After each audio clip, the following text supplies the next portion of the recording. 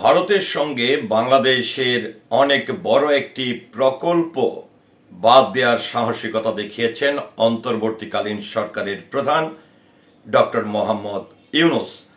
তো ভারতের সঙ্গে বাংলাদেশের কোন প্রকল্পটি ছিল এবং কোন প্রকল্প থেকে বাংলাদেশ ভারতকে ইগনোর করে সরে এসেছে এবং সেই প্রকল্প থেকে তারা সরে আসার সিদ্ধান্ত নিয়েছেন, এটি নিয়ে দৈনিক জনকণ্ঠ অনেক গুরুত্বপূর্ণ একটি তথ্য প্রদান করেছেন। সেই তথ্যটি তারা প্রকাশ করেছেন ৩ মে ২০২৫-এ। তো আসলে ভারতের ১০ মেগা প্রকল্প বাতিলের সাহস দেখালেন ডক্টর মোহাম্মদ ইউনূস। তো এই যে ভারতের ১০ মেগা প্রকল্প বাতিলের যে সাহসিকতা দেখিয়েছেন, এটির কারণ কি, কিংবা এই প্রকল্প বাদ করাতে বাংলাদেশের সুবিধা হয়েছে নাকি অসুবিধা হয়েছে, এবং সেই প্রকল্প চুক্তিটি আসলে কখন করেছিল, কারা করেছিল, এবং ইউনূস সরকার কেন এই সিদ্ধান্তটি নিয়েছিল, এটি নিয়ে দৈনিক জনকণ্ঠ যে সংবাদটি প্রকাশ করেছেন সেটি একটু আমি আপনাদের সামনে উপস্থাপন করছি। ডক্টর মোহাম্মদ ইউনূসের নেতৃত্বে গঠিত অন্তর্বর্তী সরকারের সাহসী পদক্ষেপে বাংলাদেশে ইতিহাসে প্রথমবারের মতো ভারতের চাপানো 10টি বড় প্রকল্প বাতিল করা হয়েছে। অর্থাৎ এখানে যেটা আমি বুঝলাম যে বাংলাদেশের সঙ্গে বাংলাদেশকে অনেকটা এই যে 10টি প্রকল্প, এই 10টি প্রকল্প করার জন্য অনেকটাই ভারত বাংলাদেশের উপর চাপিয়ে দিয়েছিল।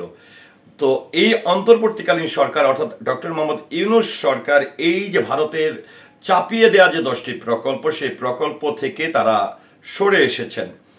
দীর্ঘদিন ধরে ভারত একতরফাভাবে বাংলাদেশের কৌশলগত ও অর্থনৈতিক স্বার্থকে উপেক্ষা করে নানা চুক্তি ও প্রকল্প চাপিয়ে দিয়ে নিজের স্বার্থ হাসিল করেছেন। এবার সেই ধারা ভেঙে দিয়েছেন নেতৃত্বে এবং নতুন নেতৃত্ব।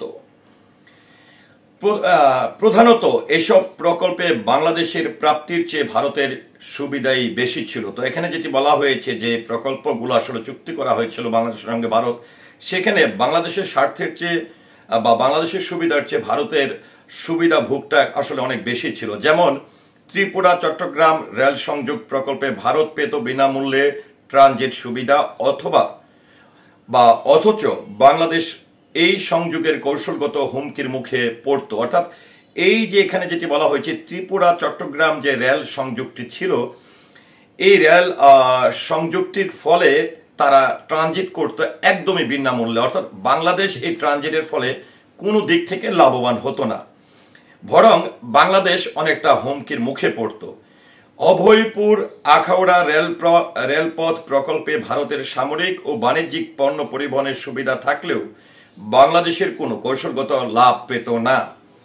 আশুগঞ্জ আগরতলা করিডোর, ফেনী নদীর জল ব্যবস্থাপনা, কুশিয়ারা নদীর পানি বন্টন, সড়ক ও নৌপথ উন্নয়ন প্রকল্প, এমনকি ফারাক্কাবাদ সংস্কার সহ মোট 10টি প্রকল্প সরাসরি ভারতের স্বার্থে পরিচালিত হচ্ছে। অর্থাৎ এখানে আমরা ক্লিয়ার হয়ে গেছি যে এই 10টি প্রকল্প কেবলমাত্র বাংলাদেশের সুবিধা ছাড়া বা বাংলাদেশ বরং আরো হুমকির মুখে থাকতো।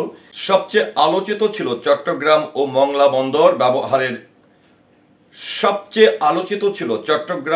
মংলা বন্দর ব্যবহারের চুক্তি। ভারতের উদ্দেশ্য ছিল এই দুটি কৌশলগত বন্দরকে একচেটিয়া ব্যবহার নিশ্চিত করা, যা বাংলাদেশের সার্বভৌমত্ব ও নিরাপত্তার জন্য হুমকি হতে পারত। সরকার এই প্রকল্প অর্থাৎ এখানে যেটি আসলে গুরুত্বপূর্ণ কিছু বিষয় রয়েছে, সরকার এই প্রকল্প বাতিল করে জানিয়ে দেয় কোনো দেশের জন্য বাংলাদেশের কৌশলগত স্থাপনা একচেটিয়া ব্যবহারের অধিকার দেওয়া হবে না। বাংলাদেশ সেনাবাহিনীর সুপারিশে সিলেট শিবচর সংযোগ সড়ক নির্মাণ প্রকল্প বাতিল করা হয়েছে, যা ভারতের উত্তর পূর্ব অঞ্চলের সরাসরি প্রবেশের সুযোগ করে দিত। একইভাবে পেট্রোলিয়াম পাইপলাইন সম্প্রসারণ প্রকল্প স্থগিত করা হয়েছে, যেখানে ভারত ত্রিপুরা থেকে বাংলাদেশের জ্বালানি বাজারের চেষ্টা করছিল। এইসব প্রকল্প বাতিলের পর ভারতের কূটনৈতিক মহলে এবং মিডিয়ায় চাপা আতঙ্ক ছড়িয়ে পড়ে। ভারতের সরকার ও গণমাধ্যম বাংলাদেশ বিরোধী নানা প্রচারণায় নামে। তবে অন্তর্বর্তী সরকারের অবস্থান দৃঢ়, বাংলাদেশকে স্বার্থ বিরোধী কোনো প্রকল্প বাস্তবায়নে করতে দেওয়া হবে না। এই সাহসী সিদ্ধান্তের ফলে বাংলাদেশের নতুন করে তার কৌশলগত স্বাধীনতা ও জাতীয় স্বার্থ রক্ষার ক্ষেত্রে এক যুগান্তকারী দৃষ্টান্তর স্থাপন করল। ডক্টর ইউনূসের নেতৃত্বাধীন সরকারের এই পদক্ষেপকে অনেকেই বলেছেন স্বাধীনতার পর সবচেয়ে বড় শক্ত অবস্থান। তো যাই হোক, আসলে বাংলাদেশের সবকিছু সুযোগ সুবিধা ব্যবহার করবে, ট্রানজিট করবে, বাংলাদেশ হুমকির মুখে পড়বে, সেক্ষেত্রে বাংলাদেশের সার্বভৌমত্বের উপর আঘাত আসবে, কিন্তু বাংলাদেশ কোনোভাবেই লাভবান হবে না। অন্য কোনো রাষ্ট্র বাংলাদেশের সুবিধা বুক করবে, সেই জায়গা থেকেই কিন্তু আসলে এই 10টি প্রকল্প কিন্তু খুব শক্তভাবে ডক্টর মোহাম্মদ ইউনূস সরকার বাতিল করেছেন।